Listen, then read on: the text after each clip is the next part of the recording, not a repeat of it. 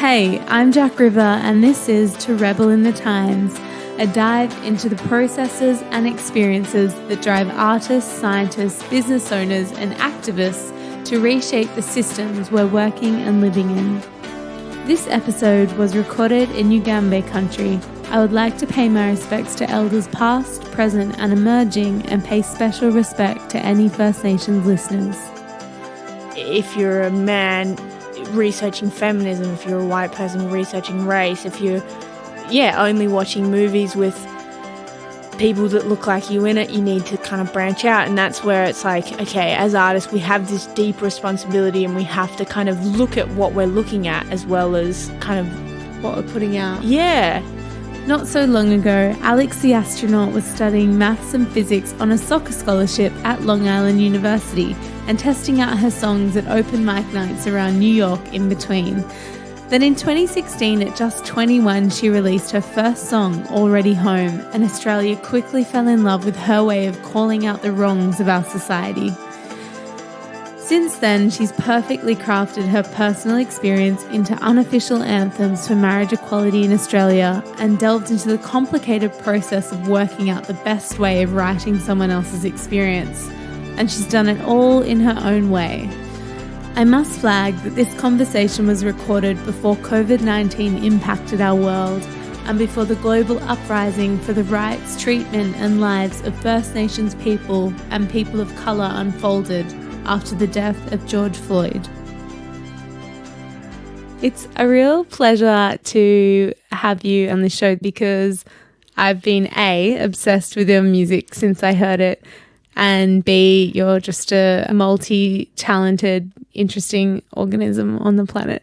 I try to be a fun and interesting organism. I don't know if I always succeed, but I'll continue on that journey. I'm going to jump straight into the big questions. The first time I ever heard your song, Already Home, the lyric that stuck out to me and so many other people was, "There's billionaires for president and parking fines in hospitals." And I just thought from the very beginning, you're not here to mess around. This is your first song that's been publicly released and you're kind of capturing the times. Did you do that on purpose? I don't know. I think I remember writing the line. I remember I was on the way back from my cafe job on a bus and I was just exhausted and angry at the world. And I think Donald Trump had just started his campaign and I was sick of his shit. and I remember like kind of looking around on the bus and being like, there must be other people that feel like this. And then eventually when I came to writing the song, the billionaires for president line was more about how there's this man who's running for president in the US who's a billionaire who's saying all this outrageous stuff, and there's also people I'm passing the hospital who are paying $70 a day to see their loved one in pain. And yeah, I found that pretty frustrating, but I guess when the song came out, Trump had been elected, and so people felt like I'd predicted his election, and I didn't intend that at all. I hoped that it would have been the opposite and that he got forgotten about. But yeah, that's amazing. And I guess that song to me is like your perfect concoction of the universal and the personal. And it seems like all of your songs over time have this balance of those two things. Yeah, I think I kind of try and walk that line where personally I'll be experiencing something and then I'll kind of look around and be like, I wonder how other people interpret this. But if I wrote a song about my life, I don't know if that would be a song that people would be interested in or people could relate to themselves. I'm like, oh, should I not write that song? I think you go through phases as well. Like you go through like some songs for me, like I'd sing them and I'd be like, I don't have as much emotional connection to this one, but at the time I really liked it. And then other ones kind of have that timeless quality where you can always go back to them and you're like, oh yeah. Like for me, Not Worth Hiding is a song where I'm singing and I'm like, I can take myself back to that time. Whereas like some other songs I'm like, that seemed really big to me at the time, but now I look back at it and it's not as big as it was. And on Not Worth Hiding, for anyone who hasn't heard it, the chorus is, it's not worth hiding if you've got something to say, and it's not worth smiling if you're feeling in pain. And it's not worth hiding if you think you might be gay. Different in another way. This song is about being honest about your sexuality and who you are. And consequently, it became like an anthem for the same-sex marriage vote. And in turn, you've kind of written a piece of Australian history, which is pretty amazing. Did it feel really important to you when you were writing it? Yeah, I wrote 5 versions of it. I kept kind of going between what perspective to take. Because when Already Home came out, it was insane. I felt so confused because I was in America and studying, and all my friends around me didn't really understand what was going on at home. None of them were Australian. So they kind of just all took it with a grain of salt. But when I came back home and people were singing along with me, it was really surreal. And I'm sure you've experienced that, whether you get that really weird experience of like, oh, people are listening to me. Like they know what I'm doing kind of thing. Yeah, and it either connects or it just doesn't connect, and it makes you feel very strange. Yeah, I felt very strange. I loved it. It was awesome. But I definitely felt strange, and it was an adapting time, and I started like thinking about what other songs I wanted to write, and I was like, oh, I have to write about being gay. Like I've been messaged by people, you know, asking if I want to go out with them that were boys, and I was like, oh, people think I'm straight. Like I can't play that game. Like I kept thinking about like what if I could put how I would do pronouns in my song, and I was like, fuck, I don't want to do that and not say anything. And then I kind of went between, and I was like, Courtney Barnett didn't say anything, and I was like, oh yeah, but you think that you need to. And then I was like, but Alex Leahy didn't say anything, and I was like, fuck. And then I was like, just do it. And so I sat in my dorm room for about 6 months, and I was like, let's just shout at politicians. And so I wrote the first version that was like trying to explain it to a politician, which was a really weird one. That was, it didn't connect with me. I was just like, it's me trying to justify myself to another person. And I was like, oh, that's not quite it. And then I went through talking to a few different people. And then eventually I was like, you need to talk to yourself when you were 15, 16. That's so beautiful.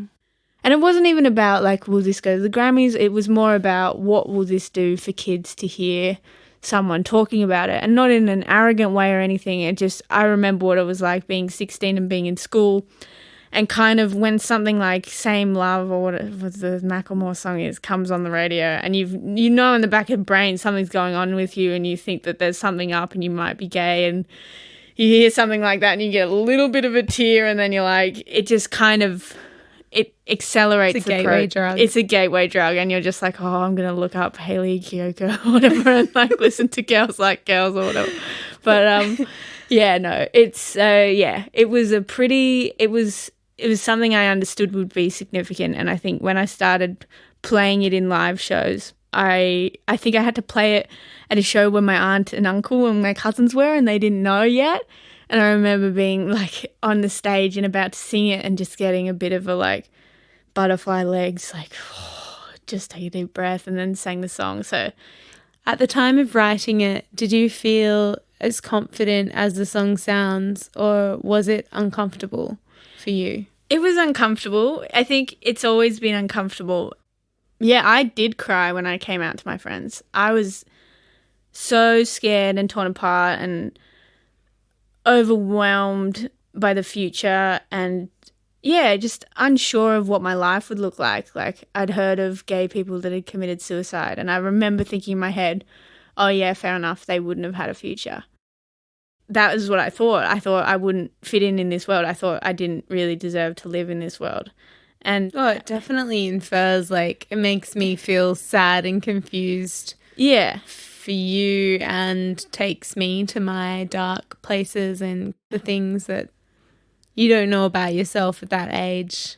Yeah, if you are different in whatever it is and you feel like you don't fit in, it can have a really big impact on you. And it had a really big impact on me. And I didn't tell any of my friends till I left school. I told one of them kind of, and then I remember after school just being like, that's over now. Just move along.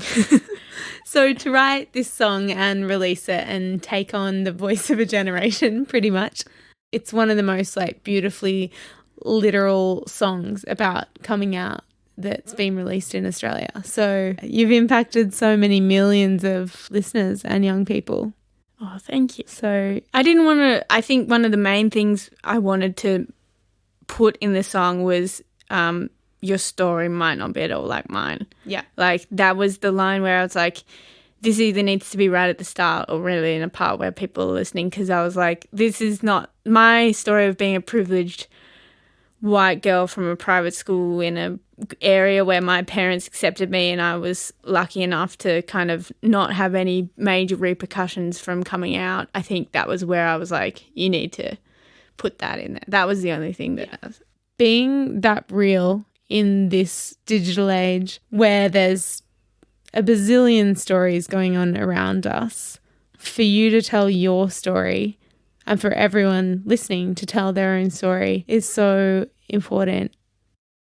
Do you agree? Yeah, I think it's really hard to tell your own story when everyone is trying to do it. Everyone is trying to be heard on the internet. Everyone is trying to be authentic and then also be liked, which is it's just impossible. You cannot tell your authentic story and then want to be liked at the same time. Yeah, it's like heartbreakingly confusing and hard. And I just feel myself like really intrinsically from the core coming up against like, hang on, what was I doing this for? Because I wasn't born to be an Instagrammer. No. I feel like a writer at heart, and the things that I know are great that come out of my brain and heart are like long form. I've spent a while writing them. I've written them in a cave away from the world, or it's a song that I've written when I feel like I'm on another planet. And to have the legacy of creating, in inverted commas, this is open to interpretation, but real art, which is for me, I thought and I think is like an act of true originality. Yeah. Like to have that come against a daily expectation to be relatable, likable. Yeah.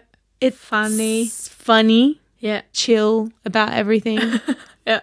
I just feel like an alien. Oh, me too. I struggle with it because I think when I started doing social media, I was in college and I was having a lot of fun, and all my friends were having a lot of fun, and we were running around this college campus in a really surreal world where it was a lovely, lovely world that we were living in. But as soon as I left, it got a lot harder for me.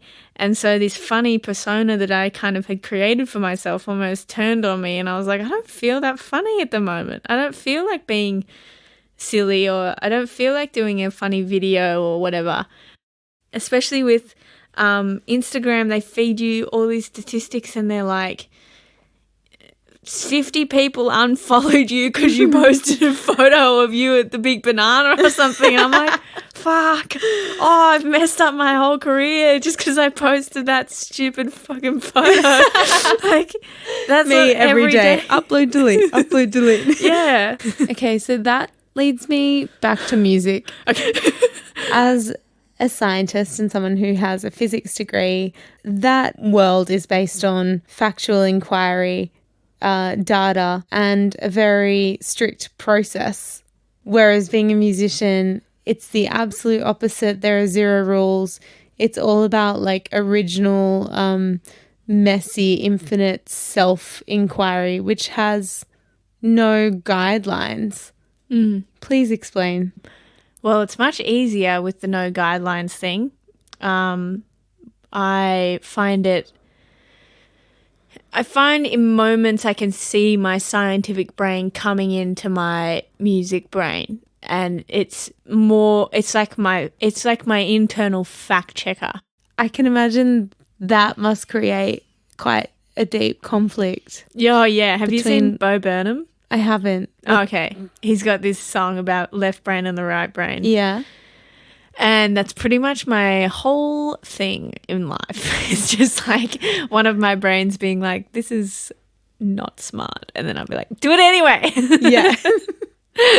I mean, we're both in music. We both have a lot of passion about societal change, economic change, empowerment via information. But we're both in music perhaps to contribute some kind of cultural or emotional reimagining. So what role do you think music plays? Or for you, what is that purpose in being in music right now?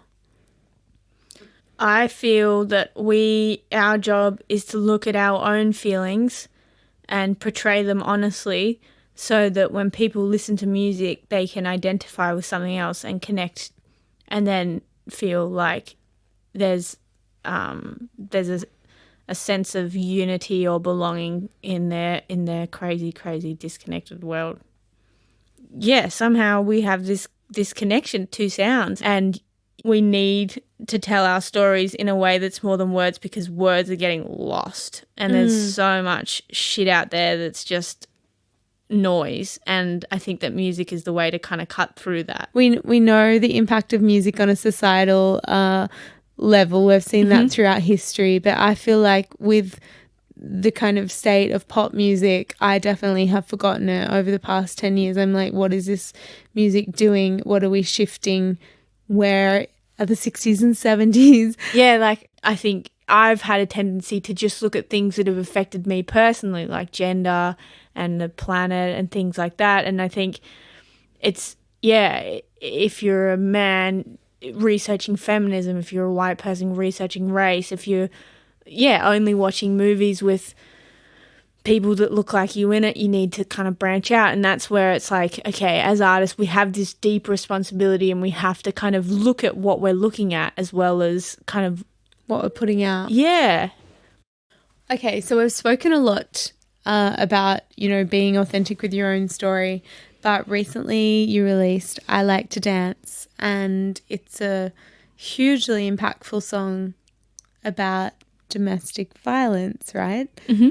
So how did you come to writing so deeply from, hopefully, I haven't experienced domestic violence myself.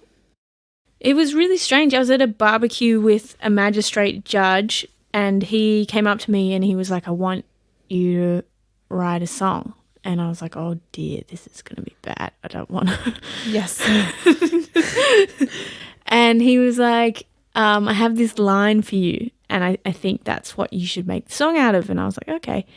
And he was like, I had this case this week. I've had thousands of them, but this one, I can't shake it. This woman came in 6 months after she'd gone to the police because her boyfriend had beaten her up, and they'd had photos and everything and evidence. And when she got to the day, she said, I lied, nothing happened. It was all in public court, so he could tell me about it, but they took her into a room where she was just with the judge and with her lawyer. And they said, what's going on? You said that this happened. We knew that this happened. We've got documentation. Like, what's going on? And she said, no. He's lovely. He's awesome. Nothing happened. I fell down the stairs. I just want him to stop hitting me. And so it was like she was circling through the story and then coming back to this really simple thing that she just wanted him to stop hitting her, and then that would be everything would be perfect. Apart from that, everything's fine.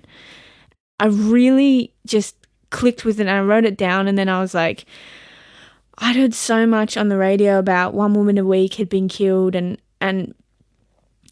I've got some people around me that have experienced domestic violence, but I'd never gone into conversations deeply about it. And he